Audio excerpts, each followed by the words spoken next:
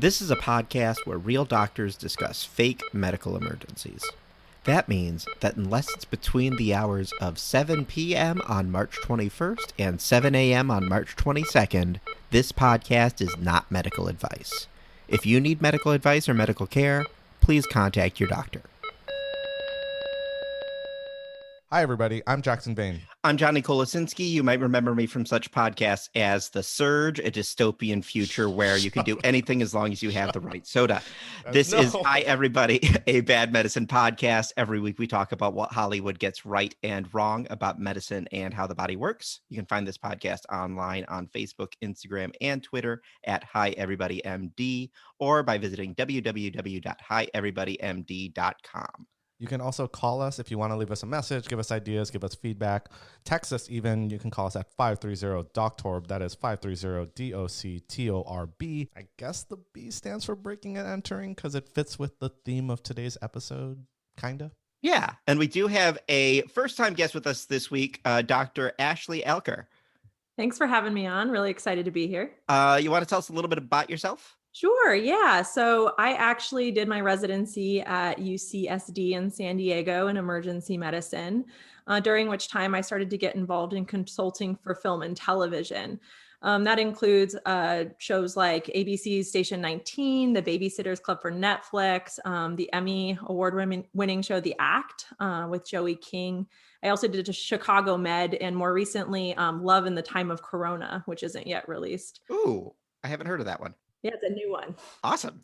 And also, you consulted on The Purge, the series, which is what we're discussing this week. We're going to be discussing Season 2, Episode 2, Everything is Fine. Everything's not fine with this episode at all. Yeah, I feel like that's a misnomer, but yeah. I mean, it started out really kind of peppy. You know, they brought in these maids to clean up everything post-Purge. And it definitely was one of those things. I don't know if you ever, I know you don't really watch a lot of these things, but watching The Purge, the movies, I always wondered what the day after would be like. Mm-hmm. And then finding some guy with a knife in his back and cleaning up, a little jarring there. Yeah, and most people wouldn't realize that there would be medical consulting on a show like this because it's not really it's kind of like the opposite of what I do in real life. Yeah. You mean you don't do people dead on the side of the road or anything like that? It's the exact opposite. You try and save everyone, which was one of the messages I actually worked with Derek Luke on, who was the actor in this show, because there are some very specific scenes where it was kind of like the Purge versus kind of his doctor personality. Like for instance, one of the people, and I think we'll probably talk about this later, but yeah, one of the people who was sent to kill him comes in as a patient. And as a physician, what does that mean? Like, what does your Hippocratic oath mean? Like what would happen in that situation? And that was something we kind of addressed in this episode, actually. And I think we can stay on this topic. It's like when you deal with certain patients in the ER and they're very hostile towards you, and all of a sudden they crash. You're like, what do I do in this situation? Right? Like, do I really, you were such a dick. Like, do I really want to save you right now? Yep. Yeah. Same thing. Doesn't matter if you're the worst person in the world or the best person in the world. It's always the same treatment. And I think that that's something that was really important, because I think that there's a lot of humanization of, physicians and nurses and healthcare professionals in medicine. And sometimes they get it right and sometimes they get it wrong. And this was an instance where I feel like they got it right, because even though, in this fictitious world, everyone, for one night a year can do any crime and not get in trouble for it, which includes murder. And even, these people are coming into the ER that have all just committed these crimes, and it doesn't matter. All the doctors and nurses in that emergency room go and they try and save every patient just the same. Yeah. The premise of The Purge, both the movies and the series, is that, like you said, for 12 hours, anything goes. And so as long as you finish your murder before 7 a.m. and start it after 7 p.m., you're good to go. You've got to get out of jail free card. And this episode, as you guys were saying, it deals with the immediate after effects. It starts basically at 7:01. Yeah. And I actually took notes as I was watching, because I've never watched this show before. And I go, man, I would hate to be at work on the day after the Purge. Like, that would be the worst day to go to work of all time. And I didn't know that was the immediate next scene, was the emergency department going completely bananas. For sure. I feel like there's always those days where we don't want to work, like 4th of July, like the ones that are going to be Oh my bad. God. And Yeah. this would be one of them. 4th of July, Super Bowl. Like Yes. after the minute the game ends, it's just absolute chaos. And that's kind of what it reminded me of, was just seeing everyone rushing up in various levels of distress and pain, and probably drunkenry too. Cause that was, I think 2 years ago, that was my Super Bowl. Was I actually worked that day and I really regretted it. Like so many drunk people, so many carbon monoxide poisonings because they were partying hard, vomiting everywhere. That's kind of what it felt like. Gotta love the ER. I mean, it's fun. It makes for good drama, and it's kind of hilarious because you'll always have war stories, I would say. Why does carbon monoxide poisoning pick up after the Super Bowl? So you're all crowded in a house and it's chilly, so you turn on your heater and then you forget that and then it's it's the been first on. time it's been on all year because you live in San Diego. Yes, or you Okay. started a fire in the house to warm up the fireplace but didn't open any of the windows or the vents. Which we try to tell people not to do. No fires indoors, people. I mean, but it looks so nice. It looks so scenic. And then you just leave the windows closed the whole time, and then everyone's drunk and fighting. And you're like, which is the vomiting coming from? Is it from carbon monoxide or is it from the alcohol? Not sure. And that's a constant like battle. I think that was the most patients I had in one family at one go. I think it was a 10-fer. Oh, wow. Yeah. It took me longer to write the notes than to see those patients. I remember the pain that is to write notes for patients.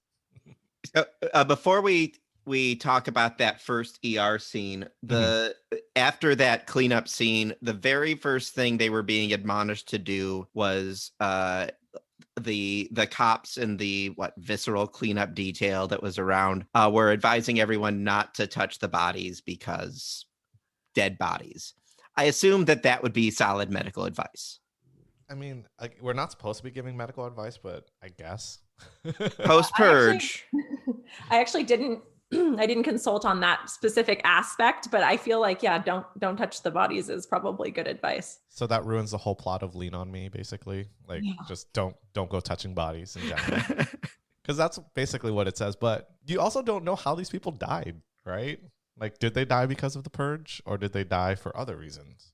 I'm trying to think of like issues like tox reasons that you wouldn't want to touch a body. I don't know. I mean, it's good life advice. Just don't touch anything that If you you shouldn't want a be good touching. tox reason, I remembered in fellowship, we had one guy who tried to kill himself by ingesting some pills. We didn't know what it was. This happened to my resident in a small hospital in New Mexico. Did CPR because he was pulseless.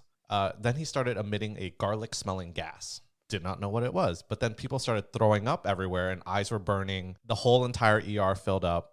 And then they found gopher pellets. Interesting. So gopher pellets kill you by when it touches water, it releases chlorine gas. Oh. So he essentially bioterrorized the entire emergency department from this one patient.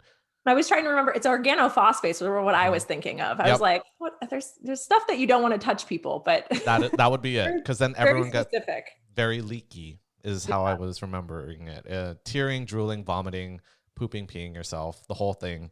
So they actually have to shut down the entire emergency department. So that would be one of those situations I would not touch them. If they look juicy, I guess, don't touch them. That's what I mean. It's a good rule of thumb. If someone looks juicy, you probably shouldn't be associating or touching them, for sure. Agree. Yeah. Bars, restaurants, in general. Homeless people that are found on the side of the road. You want to help, probably should call for help. And from there, we move into the ER scene. Mm-hmm. And Jackson, you had some initial impressions on that.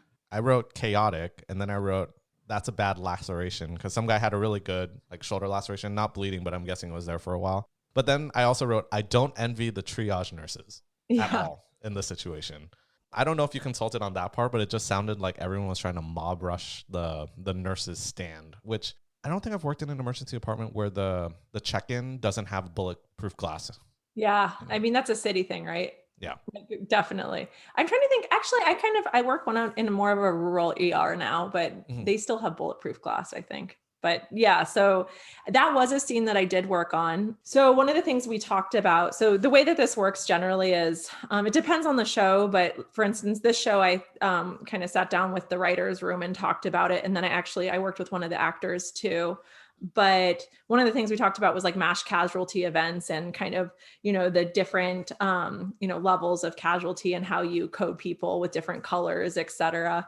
But for kind of how fast the scene had to be, that didn't really work out. And they kind of wanted you to just feel the chaos. Yep. So they showed that initial chaos, and then they kind of moved into the back room where he was confronted with his first patient, which was this guy who had attempted to murder him the night before. So yeah, the initial like mass casualty event, we definitely talked about that. But I think that kind of one thing you have to learn when you do these types of consulting jobs is they have to do what fits the television show artistically too. Yep. So they take a lot of license with it. And my whole thing, doing this type of consulting is I'm kind of taking it as like a public health effort, an opportunity maybe for some passive learning for people when they're watching television shows. And also I think that it takes away from the show when things are done really incorrectly. Yeah. Like The Blacklist.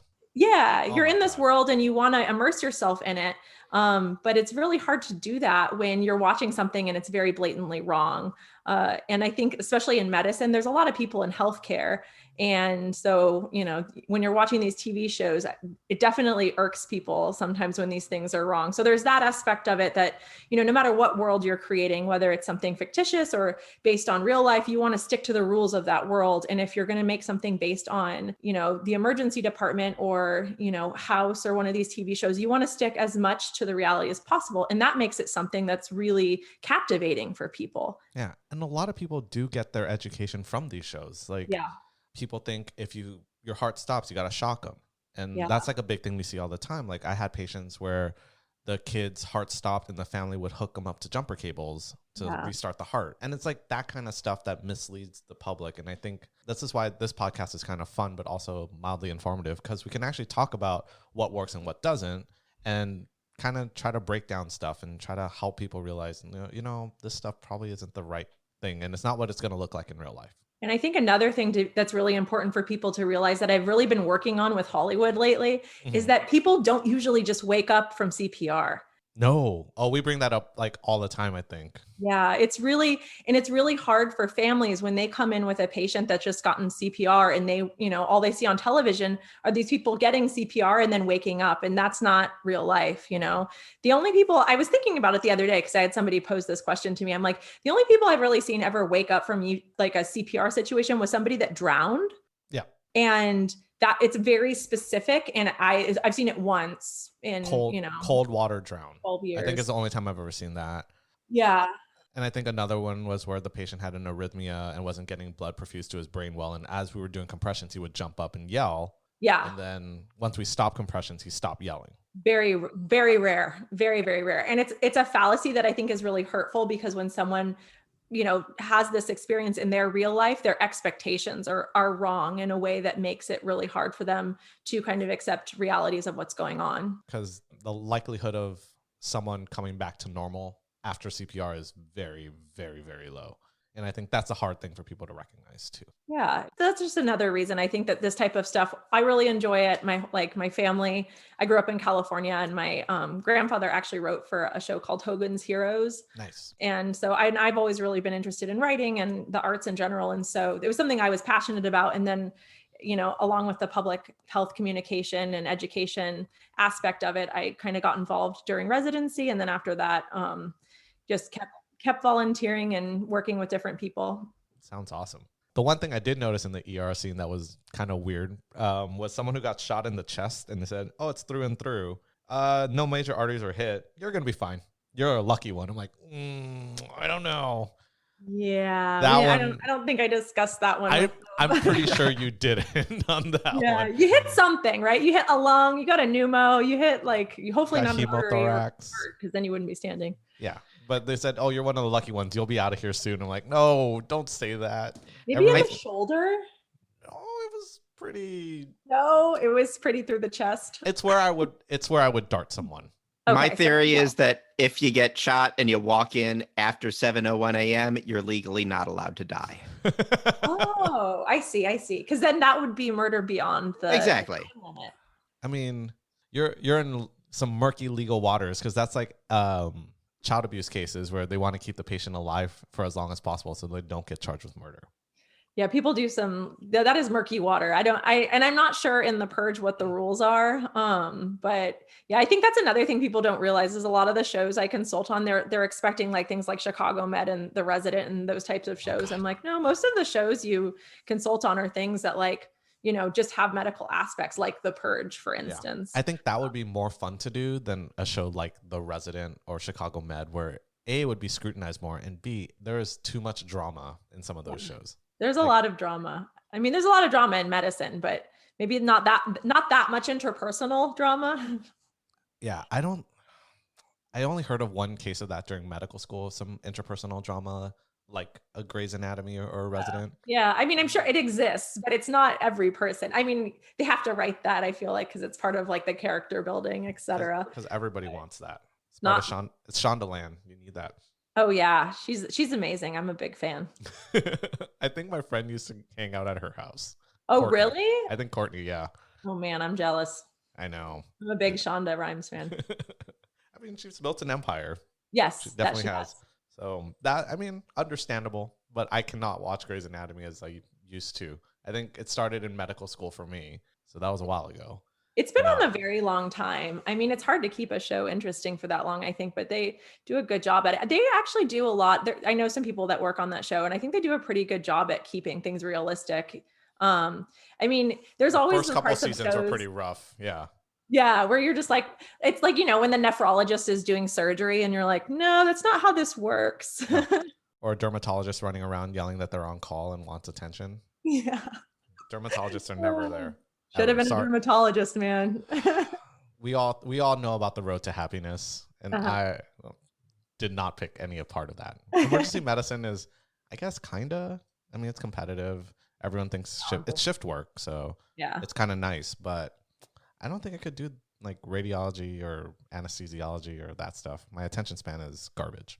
Yeah, I mean, it's a great specialty, but man, it's been challenging, especially this year has been very rough. So, but I feel like it's a pretty amazing community. I love you guys. So it's fun. Emergency medicine is where it's at. Yeah. It's weird hearing all the whole frontline heroes kind of stuff. I'm like, stop. Just, I don't want to hear any of that stuff. We're all just doing our jobs and trying not to drown in all of the shenanigans. I think that's really what it is. Definitely trying not to drown in the shenanigans for sure. It's been nuts, but yeah. Stop calling you heroes and just give you more masks. I mean, we're good on masks now. Masks. Yeah, I think we're better on masks now. Now, if everyone can just get vaccinated, that would be nice. Yes, please get vaccinated. If you don't remember anything else from me speaking today.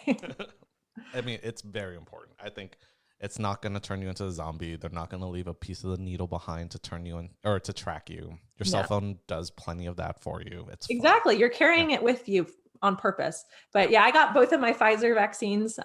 Just a little sore arm. That was it. Lucky. Yeah, it was great. I got wrecked. Oh no. Yeah. I mean, it's technically it's probably a good thing because you had more of a reaction. So maybe you have more of an immune response. A robust immune response is what my immunologist friend told me. I'm trying to think. Johnny, what else would you like to bring up? I'm trying to like go through my notes, but I think you have some stuff too. The next thing I have is when Dr. Marcus is dealing with the patient that he finds out is the one who showed up at his house trying to kill him. Yeah. Yes. I thought that was a body bag initially, but it was just blue tarp. I'm like, why did they bring in a dead guy? Like the ER doesn't want dead guys. It was an EMS blanket maybe?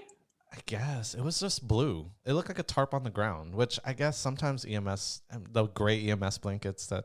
Yeah, or maybe it was just like remnants of the crazy night before. Yeah, and just brought him in. But I thought he was dead. Legitimately thought he was dead. And I'm like, this sucks. I don't want to deal with it. Peri code was my understanding of the situation when I was talking to the writer's room about this. What's Peri code? Almost dead. Almost dead. Yeah, when they zoomed in, I'm like, oh, you're sweaty. Like, yeah. Oh, you're gonna die. You're gonna die real soon. That's all I could remember from that. But then heart almost stopping. Almost stopping.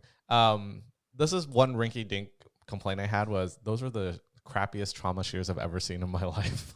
Oh, that's you. I love that. I love your attention to detail, Jackson. It's good. Well, I also carry like my Raptors everywhere, which are like my big old trauma shears to cut everything. I'm that really annoying emergency medicine doctor that's always asking the nurses, hey, can I borrow your trauma shears? Those are so important. Like in Fellowship, we had to cut off so many cowboy boots. Like if we did not have our trauma shears on, Oh man, we would never get it done. And they those are want us to, expensive. yeah, they're like, save my boots. Please don't cut them off. I'm like, your feet is literally a bag of crushed bones. I Yeah, can slip it off, but it's just gonna be blood. Yeah. And he goes, fine, cut off my boots.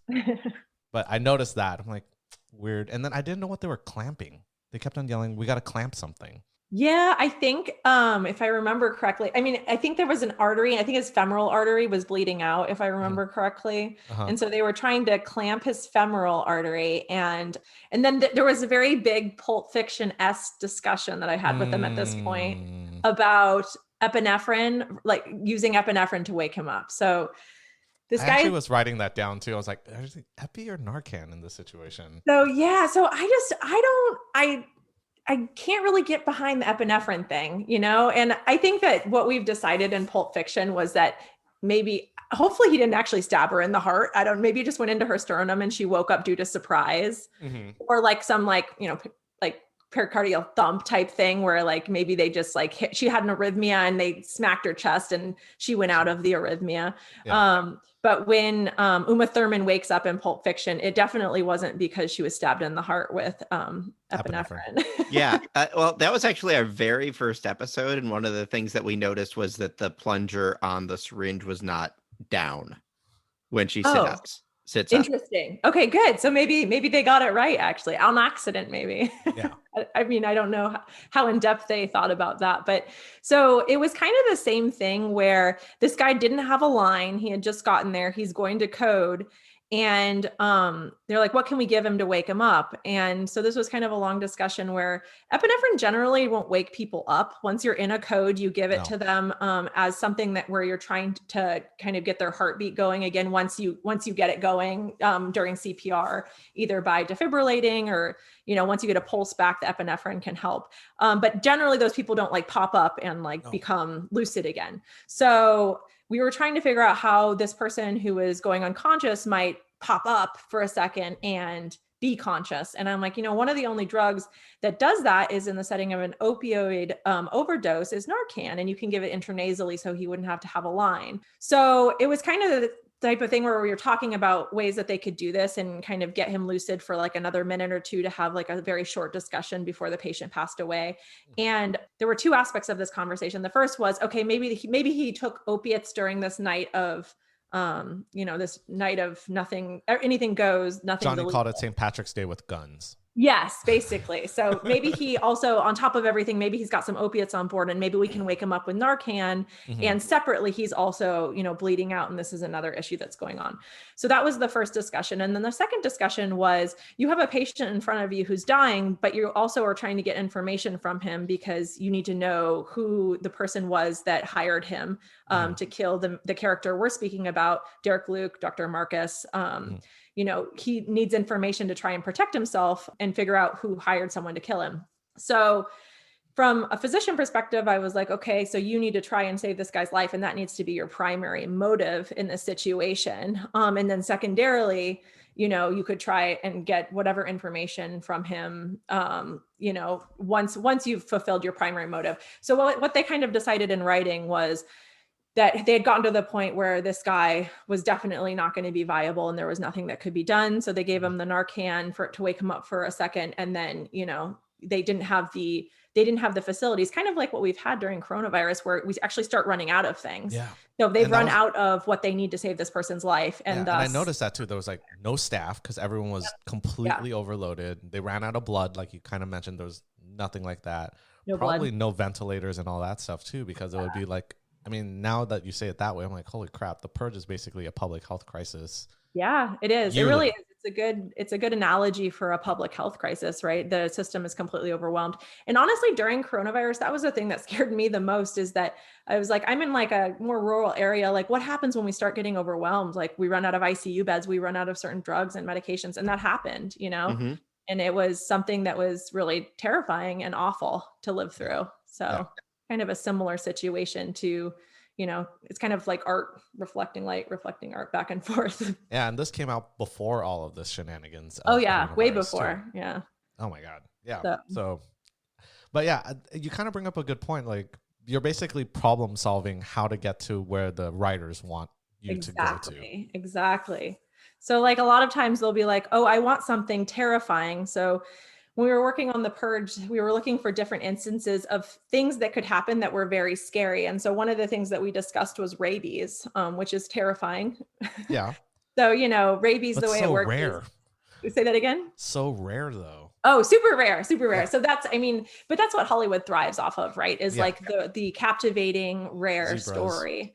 You know, Lisa Saunders in House, like that's one of the things that made that show so interesting is the rarity of these conditions. And a lot of times they're very interesting, like they're very like captivating. So, you know, rabies, you can get bit by a bat. It can be a painless bite. They only have to bite you once. And, you know, it's 99.999% fatal basically. If you don't get treatment, which is depending on your vaccination status, vaccine and the rabies immunoglobulin, or just the vaccine if you've been vaccinated before. Yeah, so we talked about that and kind of like the pathology of that. And another one we talked about was tetanus. I don't know if you've seen that really famous picture of just like tetanus. Clenched person kind of. Yeah, exactly. It's a pretty terrifying picture. So we like went over all of these different pathologies that were really scary. Another one we talked about was compartment syndrome. So that was really interesting, which is where you kind of cut open different parts of the body, usually arms and legs, in the setting of them becoming overpressurized, usually due to like bleeding in the quote unquote compartment. And then, yeah, so those were like the types of things that we kind of discussed for the episodes. So exactly like you said before, they'll kind of give you where they want to get to, and then you kind of create a pathway to that for them using medical knowledge. And they still do fall into like random tropes too. Like I think when this patient died too, when kind of going back to the murder one, the minute he died, immediate flatline sound, which I don't think we ever get immediate flatline sounds ever if someone dies right away. It's like that slower heart rate and you just stare at it for a while. I'm like, is it going to pick up? Probably not now. And then you call the code usually. Yeah. But I've never heard the flatline sound in a hospital setting. Well, and that was the other thing. I think that they were, I mean, once you got that, you would start CPR. Yeah. But I think they were in a setting where like they didn't have the resources, thus maybe they weren't doing CPRs, which I think actually happened in LA. They stopped transporting CPRs for a while from the field. Out of hospital, Yeah, which is terrifying. And again, like something during coronavirus that I think people didn't necessarily know was happening, or maybe even know the difference between like normal time versus, you know, hospital systems being overwhelmed. So, but yeah, they didn't perform CPR on this patient, which is, I think, due to that. Because they need the beds. Yeah, and they didn't have the facilities. They didn't even have blood. So this person was bleeding out. So that was, you know, one of the things they ran out of O negative, I guess. Yeah, they specifically said that. I wonder if the Red Cross does a big pre-purge push. They should. They should. That would be a great public health message for the next season.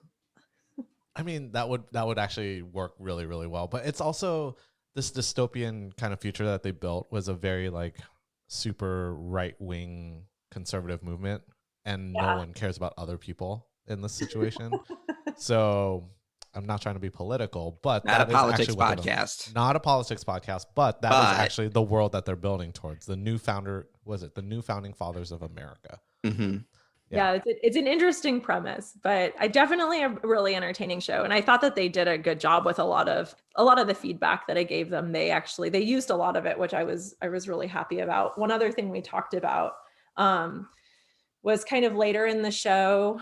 Dr. Marcus is kind of coming to terms with the fact that he lost this patient and kind of, you know, that there's this head out on him and he's very stressed out. And so he goes outside the hospital and he's followed by, I think, his boss.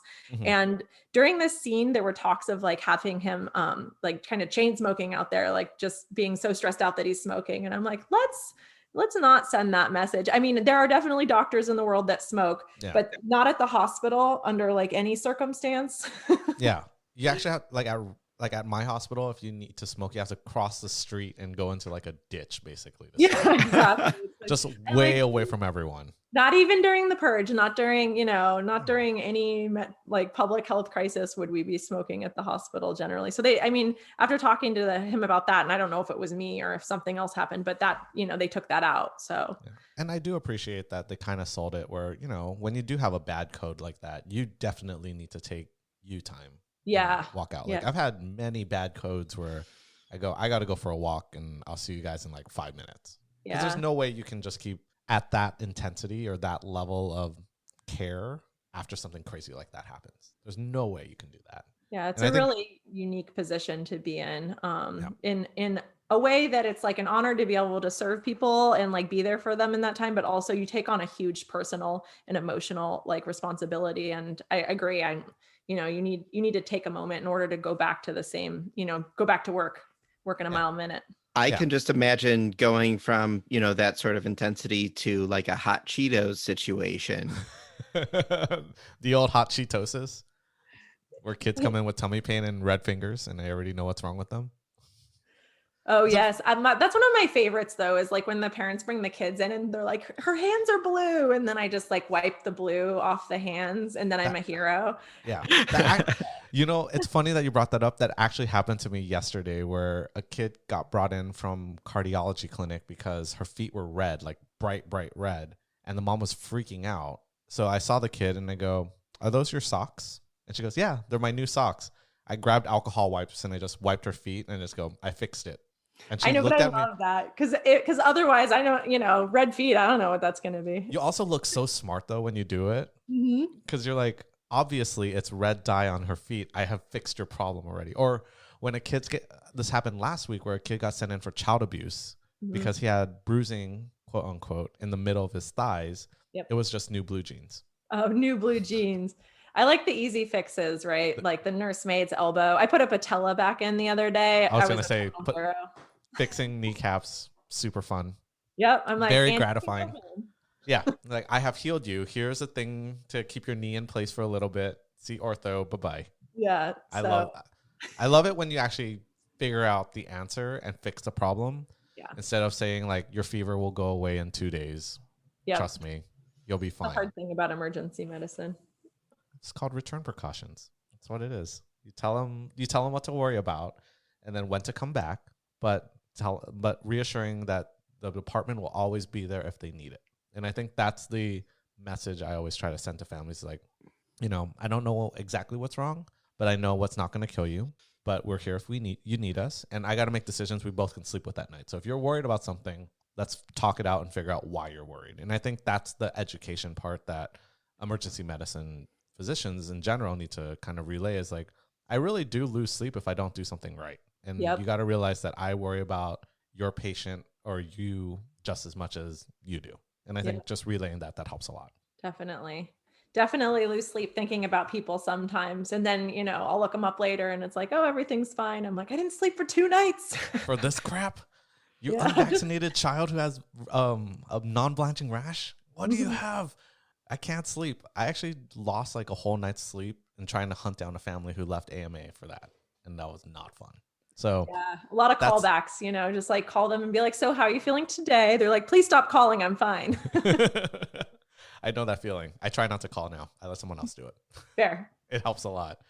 I'm trying to think if there's going back to the episode, if there's anything else that I can, I thought it was really gross that they all walked around in their PPE for a long time. That was all bloody. I wrote that down too. And I think that there was a shortage of PPE in this situation. And we know what that feels like now. But yeah, you're right. There was blood on the personal protective equipment and they were walking around. I was like, ooh, probably not with the blood. No, that grossed me out so much. Like you're just contaminating everybody with that. That should have been off the minute you left that room. Yeah. You got to take it off when you leave the room. That's true. But that was gross. And then just general post-purge shenanigans of like people under cars that had a decent amount of blood. That was always our complaint. And Johnny would agree with me on this. Mm-hmm. There's never not enough blood, I think, on any of these shows. I think we had a good amount of blood. I think the only one that didn't have that much blood was the first guy who got killed, or the first scene that was established where he was just in his fancy house and got a knife in his back. I would What if expect that's more blood. just the cleanup crew that they're just like, no, not less blood. Yeah, like we don't want to clean all of this. This is too much. Yeah. It's too much blood. They did a pristine job, and I wonder. It makes you think: what are these post-purge industries that would develop because of it? You know, like Oh cleanup yeah, like crews. what, like the Zoom of Purge, basically. Yeah. Cleanup crews, security. I don't know what else. But Well, the very first Purge movie is literally about a guy who his neighbors went after him because he's nouveau rich, because he built security devices for the Purge, like panic rooms, is the very first movie. oh wow. That makes sense. So you answered our question. Yay. Well, we did throw something non-medical in. I actually had a couple questions that came up watching the episode. Yeah. The first one is, and I know it's probably not always avoidable, but Mhm.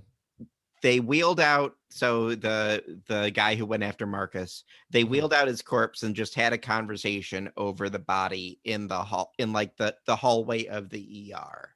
Mhm. I'm going to go ahead and assume that generally that's not protocol. No. Yeah. No. Again, maybe due to like decreased resources, but generally patients are left in the room. Mm-hmm. Yeah. So mean, you don't wheel. I mean, I don't know, Jackson. I've had situations where I've actually dealt with patients in the hallway, like a lot.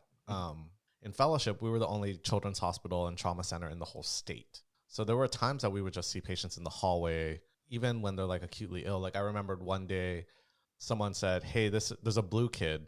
I'm like, "Okay, whatever." And they bring in and the kid's just limp, and I'm starting CPR in the hallway as we're trying to find a room to stabilize this patient. So, and this was in plain sight of everybody too. So we're like doing CPR. I'm asking someone to get me like a blade to intubate the whole thing.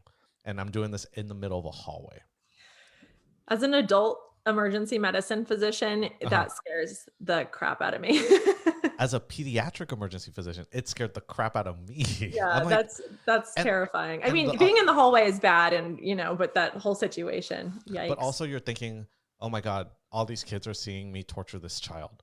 yeah, that's true. So Oh, that's yeah. the other toll that people don't realize in like the heat of everything. You're like, I gotta save this kid, but then you gotta realize, oh my God, everyone else is seeing me work on a dead child. Yeah, which is why we try not to do work in the hallways, but it Yeah. definitely happens. Yes. Some places have hallway beds, just like always. In residency, there's always hallway beds. And it's scary when people crash in the hallway beds and those are the patients that get forgotten about the quickest Yeah, too. because they're not supposed to be the sickest. Yeah, and they're not on monitors usually too, so no one's paying attention to them. So when they just are asleep, they're not really asleep. They're down. And then you panic at that point. So that happens, but you try not to talk about them in the hallway too, because there's no privacy as well. So basically their business is everyone else's business. Right. At that point. And in the situation that somebody does pass away, I assume that they're not being wheeled through a hallway uncovered and so that kid, we actually had to move the patient that was already in the sick bay out and then try to take over that room to do all this stuff eventually. We had something called the wagon, and it was like a red flyer wagon, which I never look at those the same way again, because that's where we put the really smaller kids and then we would wagon them out. Oh God, that's awful. Yeah. I do adults. I try not to. I mean, I see some kids, but It's really rare when kids get super, super sick, but when Yeah. they do, they really get sick, ugh, which is why my job exists. yeah, Honestly, for sure. But it's still better sometimes than dealing with stinky adults that suck. Yeah. Hey, thanks for Pam. I'll take the adults. Fair. I mean, I do my job because I like it, and I think it is the only place I was supposed to work at. I will say that. And Johnny knows that. He's seen me do this job for a few years now. It's fun. But yeah. Second question, and you guys kind of talked about it a little bit, but so obviously Marcus had an emotional attachment to this patient the minute he realized that, holy crap, this guy broke into my house and tried to kill me. This is an amazingly extenuating circumstance, but generally, like, let's say it's not a purge weekend, and and someone that okay, I'm connected to shows up at the hospital, Mhm. and I assume if there's somebody else available to take care of them, you'd kind of tag out. Yeah. So I grew up in San Diego and then I went back to San Diego and did my residency. So I actually got a lot more of this than I bargained for. Oh no. Yeah. So I mean, people, all sorts of people would show up. Like people from high school would come in and they're, EMS providers, patients. At one point, like one of my neighbors came in and I walked into the room and I was like, he was like, I want, it's like you got to get somebody that usually doesn't know them. Mhm. I mean, it depends on the circumstance, but for me, for patients, when I was seeing them in the ED, generally, if I wasn't the only physician there, which in residency you never are, I would hand it off to someone who doesn't know the patient. But it depends. I've seen people I know too. I took care of somebody's kid the other day. That's a friend. So Same. I think it really does depend on the circumstance. Like, but then also it's like when you get hey, do you remember this patient? And then they show up again and they're really sick. You're like, oh no, I don't really want to take care of this patient because I think I messed up the first time. I don't want to mess it up more. Or I don't want to, or maybe this is my chance for redemption. You're like, oh, I don't want to see you. Can someone else see them? Please and thank you. a lot of times these days I work single coverage at a lot of the hospitals. And so I'm like, well, I'm the only one here. Oh yeah. When they go, is there another doctor here? I'm like, nope, just me. Yep, I'm the only one. I think if you want somebody else, you'd have to go to another hospital. That happens at my job a lot. I'm like, is there an older looking doctor? No. Who's the boss today? Me. Are there who's your boss? It's still me. Yeah. Is someone else going to come in? No. We're going to go somewhere else. Okay, bye. Yeah, I get that a lot actually. Like not a lot, but with particular patients, I've gotten the like, can I like is your boss here type thing. I'm like, no. There's Still not. me. Still just me, little old me. So yeah, in those circumstances, I definitely am obviously seeing everybody. But yeah, I mean, this was a weird one because this guy had like attacked him. So I think on a normal day, you probably wouldn't be the physician. Oh God, no. But on like a post-purge day, I guess, anything can happen. I mean, I use like the analogy of we'll have psychiatric patients that are super aggressive and hostile and they attack you and all of a sudden they like find a pill that wasn't found earlier and then they take it and then they code and you're like, oh man, I really got to save this person's life. But they were really like brutal, like racial slurs, attacking, punching, the whole thing. You're like, you still got to save their life. But you try to find someone else to do it, but you're like, it's just you. You got to do it. Yeah. So it's hard. It's an interesting, like, it's different from any other like line of work, right? Because it's interesting that it's like different than any other line of medicine. Actually, we take everybody, and there's not really, other people are like, well, what's your insurance or this or that, and we don't ask those questions. We see everybody, no matter what. We're the service industry. We're the service industry of medicine. Yep. You come in, we'll serve bartenders can cut you off. That's true. We can't. Oh no, we can. Well, from narcotics, yeah. Yeah, I was gonna say you've had too much morphine, sir. Yeah. No more. You want that drug that starts with the oxygen as you want. Yeah, you want that drug that starts with the D? We're fresh out, you guys. Allergic to? Oh, I better give you that Benadryl real slow. I don't want you getting another reaction. I give PO Benadryl. I run the Benadryl over an hour. Can't get a reaction if you run it over an hour. Exactly. No high at all. No, we're here to help people, not make them high. Exactly. It's a side effect. That's all exactly. It is. I'm trying to think. Is there anything else, Johnny, that you wrote down? Those were my big notes. Anything specific that you want to cover on the episode before we? I think we were talking about earlier, and I just thought this was interesting. And I mean, I don't work on set with people. Mm-hmm. I'm working on a new J.J. Abrams show for HBO. Ooh. I think I can say that I'm working on it. I signed NDAs for a lot of this stuff, so I'm like not allowed to speak about anything until after the fact, but it's like been published that this is coming out. So I should be able to say the name of it. It's called Demi-Monde. And so for that, I may be like going on set to help with some things, kind of like setup stuff and some other things. But a lot of times I'm not on set. So like when things happen that are not accurate, obviously I'm not there. So one of the things, and it wasn't like something particular for this show, but one of the things that can happen sometimes are pronunciation of like very specific medical words where, I mean, we spend years learning the language of medicine. It's literally a different language. So the pronunciation of all these words is really difficult. And one that I noticed in a show kind of recently was troponin, which is a heart marker. And they were using, I think, the British pronunciation, but it was an American show, but they were calling it troponin. I'm like, yeah, I would have fixed that. Yeah. They're just like little things, you know, that are sometimes nitpicky, but I'm like, you want to keep people in that reality. You want to keep people, you know. It's true though. When they say a word wrong, it really does pull you out, especially if you have any kind of medical knowledge. It immediately yanks you out. And that was like one of those things when I played a doctor on TV long ago. I whispered to like the actors, like, that's how you say the word. You got to say it right. And then the follow-up question was, what kind of actor are you? I'm like, I'm not an actor. I'm a doctor. Why are you here? I need money. I have loans to pay. They don't pay me enough in fellowship. I need more money. I know. It's rough. Those first 12 to 16 years, man. When $9 an hour with free lunch sounds good, you're like, man, this is rough. This is a rough go. People at In-N-Out get paid more than us. Yep. But if you're a manager, you get 6 figures. Yeah. But it's, you know, I think it's like, it's a passion, you know, you kind of get into it. I volunteer for a lot of stuff. My dad keeps telling me I need to stop volunteering, but I think you do what you like, and it's definitely a creative output, because like you can't just do medicine all day long. You're gonna go nuts. Yeah, and I think this is why this podcast is fun for us too, is because it's like a different like creative output in general. Definitely. And I think it's more fun because you just can't be a doctor all the time. You got to turn it off at some point. And I think what you're doing is actually a fun way to kind of turn it off, but also teach people, but also have fun doing it, and not getting people making fun of what we do for a living.